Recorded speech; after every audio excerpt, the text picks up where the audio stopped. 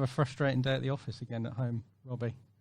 Yeah, I thought we started abysmally. We were awful.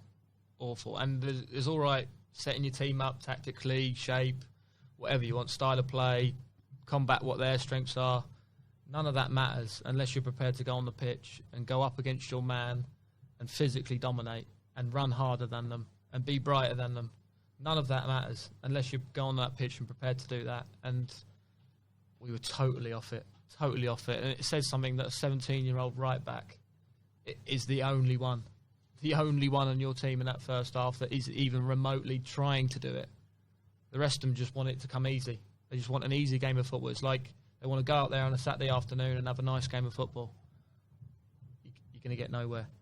And there's no point doing anything else if that's their attitude. You need to go onto a pitch, be a man, because we look like boys today.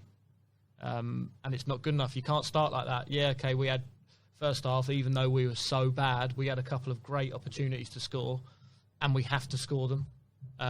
Second half, we have a great chance. Yeah, it might be a penalty, but he has to score. You have to have a better touch, and you have to score. There's no getting over the fact that unless you are prepared to be a man in a man's game, you're a non-starter. And they need to quickly show me something. Otherwise, there's plenty of players available at the minute. Plenty of players want to come on dual reg, everything like that, and it's getting to that stage now, unfortunately.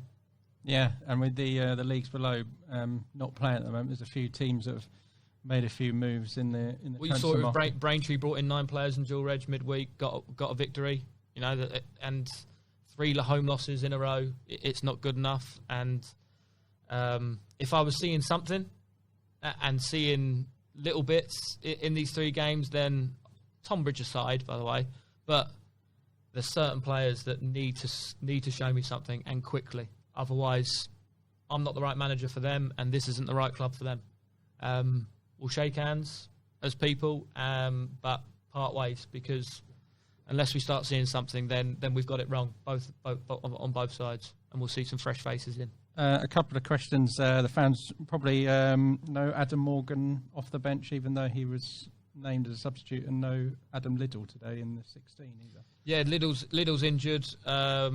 Morg's had a week off not a while back, and he's gradually working his way back into the team.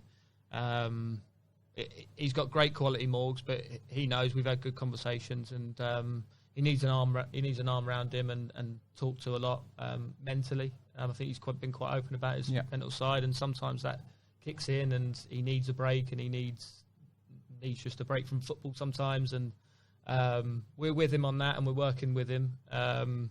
But he's desperate to play, and he wanted to play today, and I felt that I needed to make a change at half time, and it was either Callum or him, and tough decision, but speaking with Pitsy and Spills, we went for Callum. And a green shoot was Reggie Gregory, made his first team debut today off the bench. Is he only 17, I think, or something like that, under 18 anyway. So and he came on and played the whole second half, which was a brave move from you. He's an exciting player, Reggie. He was actually close to starting today. That's how well he's been doing in training with us. And obviously he's been doing well for the youth team. And he was really close to starting. Really, really close to starting. So when obviously, I probably wish I had started him now, to be honest with you.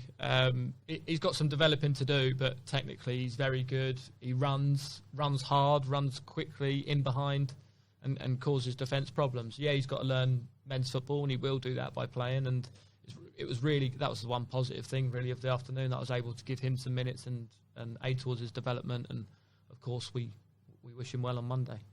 And we've got quite a long break before the next game. Probably a good job as well we're not at home, because we're not 3 consecutive home defeats. We're at Billericay Tuesday week, and we've got sort of nine days until then. So yeah, 9 days. Probably a good thing. Probably a good thing after that. Some people say we hope a game comes quickly, but it will give me a chance to cool down and watch the game and reflect properly on it. And maybe it's a good time for the players to have a bit of time to think about whether they really want to be here and be part of this football club. Okay. Thanks so much, Robbie. Plenty of interesting stuff as always. And we'll be back, me and James, in a minute or so just for a final sum up. And see you very shortly. Thanks, Ben.